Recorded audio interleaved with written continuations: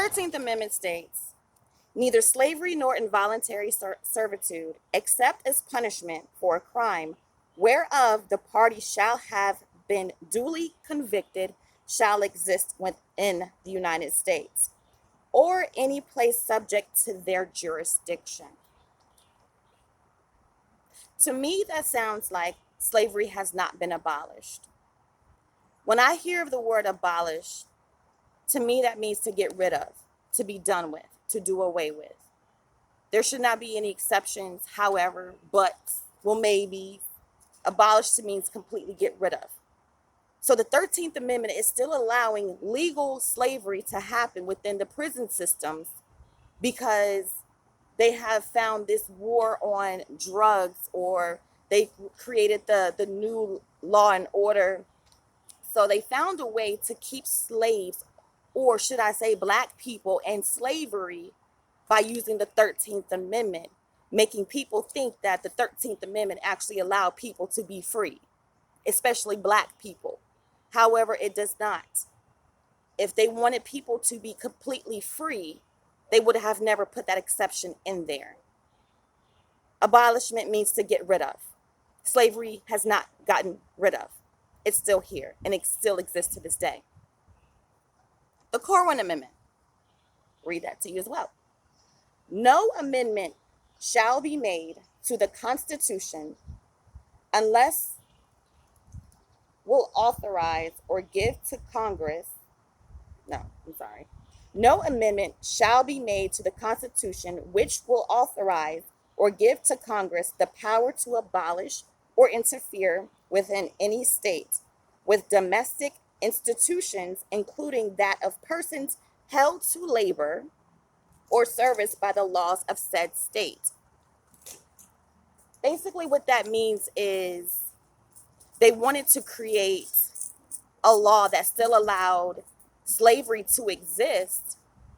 However, the Constitution or the Congress or the government, if I will, cannot interfere with the states that wanted to allow slavery to still be in existence in their state. On March 2nd, 1861, that's when the K.I.R.A Amendment was written. Once again, not to allow federal government to interfere with the slaves of states that wanted to participate in slavery. April 1861 to April 1865, this is where Civil War happened. After Civil War, the government and society was looking around like, oh my goodness, the economy's going down because we don't have the multitude of slaves that we used to have. So, oh my gosh, we're freaking out. We don't know how to do all this stuff because that's why we had slaves to do it. So what do? Let's create a law that still allows us to have slaves, but we have to find ways to make them prisoners so we can then create them to be our slaves. Oh, you had a bag of marijuana. Time for you to go to jail for life. Oh, you just threw a piece of paper on the ground. You loitered. Okay, time for you to go to jail for life. So when they found that loophole to keep slavery in our system to this day, they used that like they just found the gold at the end of a rainbow. I would like to quote, and I don't know how to say his name directly. His name is John Elkerman. He was in the Nixon campaign. And I quote what he quoted.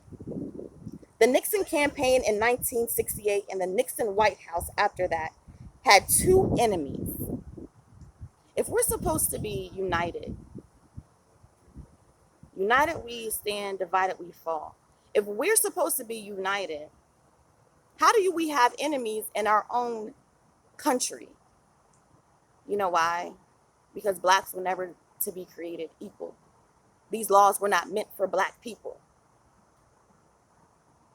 I'm sorry, that was the end of the quote for a part of it. So let me continue. I'm going to start over and I'm going to quote it the whole way. The Nixon campaign in 1968 and the Nixon White House after that had two enemies. The left anti-war and the black people. You know, we couldn't make it legal to be either against the war or black. But by getting the public to associate the hippies with marijuana and the blacks with heroin and criminalizing them both heavily, we could disrupt those communities. We could arrest their leaders, raid their homes, break up their meetings, and vilify them night after night on the evening news. Did we know we were lying about the drugs? Of course we did. And end quote. When I read that quote and I heard the audio from this man, I was disheartened. You put on the nightly news, you put on social media now to this, well, for today, social media, or just the news in general. Anytime they hear of, oh, there's been a crime going on, you have, and it's a black man involved, you post his picture bright as day onto the screen. So people, when they see a black man, they automatically associate that black man's face with disruption, a criminal, a thief, a thug, automatically. Excuse me. Excuse me. Sorry about that. Nixon coined the phrase war on drugs. War on drugs. Ronald Reagan made the war on drugs as an action. Sorry, as an action instead of a phrase. Of course, they are not going to use the word slave or black people. They use words such as evils, monsters, criminals, thugs, super predators, enemies, to persuade the public that the war on drugs needed to happen. Soon after that, many arrests were made. Falsely accused children were jailed up to 11 years.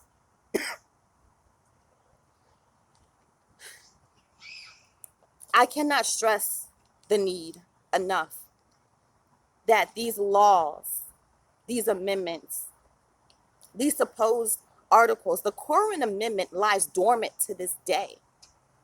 All they need is 36 more states to sign the K.I.R.A Amendment, and guess what happens?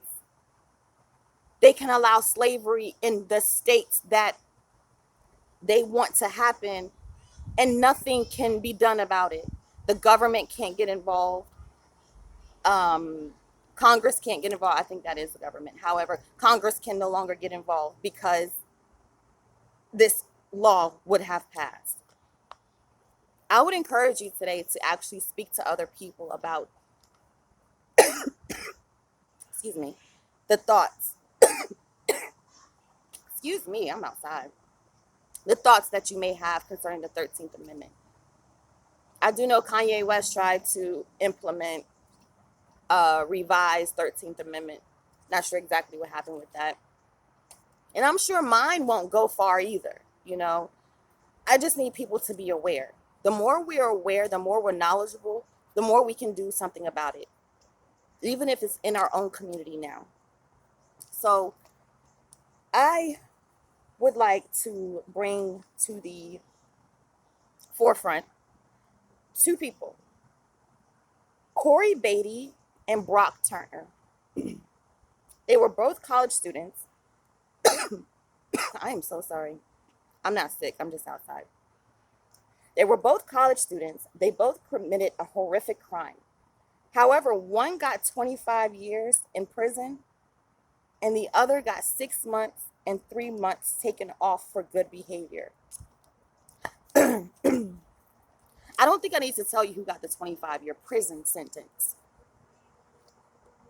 They both committed the same exact crime. They were both elite college students. Neither one of them had a previous past.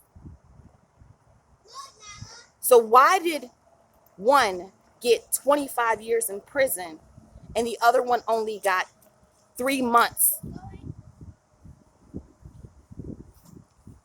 Help me to understand that. If you don't see there's something wrong with this judicial system and there will never be any justice for black people or brown people. Let's even talk about the people who are in detention right now. The CCA allowed, let me get my facts straight. I apologize.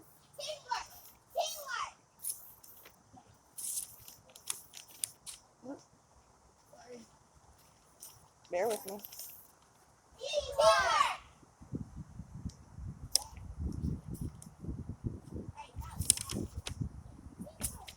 The CCA got involved with ALEC, American Legislative Exchange Council. They built more prison systems, and they had to have a certain percentage of incarcerations in order to keep their funding. So they call it detention centers, right? But if you think about the word detention, it means to detain, right? So when you detain something or someone, you're holding them without their permission. Okay? So they want to call these places detention centers. However, they're actual prisons. People make money off of the prison system. 5.1 billion a year to be exact. So why wouldn't they want to keep incarcerating people? I wouldn't be surprised if this video happens to get out and somebody sees it and they're like, oh, we have to arrest her because she's giving knowledge to people and we can't have that happening. Let's talk about the Dr. Martin Luther Kings. Let's talk about the Malcolm X's. Let's talk about the Rosa Parks. I'm sure you know who those people are. Okay? What happened to them? Because they were speaking their First Amendment. These laws were not written for the black community. And I just need people to understand that the 13th Amendment is basically trying to state that slavery can still be in existence as long as you commit a crime, but who judges that crime? Majority of the judges, majority of the prosecutors are the white community, are the right-wing community, are the conservators or conservatives or conservative. You know what I'm trying to say. Okay. So we basically have no fight in this game right now because there's nobody fighting with us. And all we want to do is be seen as equals because we are human. I bleed just like you bleed. I eat just like you eat. I drink just like you drink. My hair may be different. My skin color may be different. And my spirit is definitely different. The thing I need people to realize is that we can never be a united, we stand, divided, we fall country until black people are seen as equal. The 13th Amendment has to get revised for the simple fact that you're still allowing slavery to happen, and you stated that it was abolished. It has not been abolished. Tell me another lie and give me something different for me to believe in. Thank you.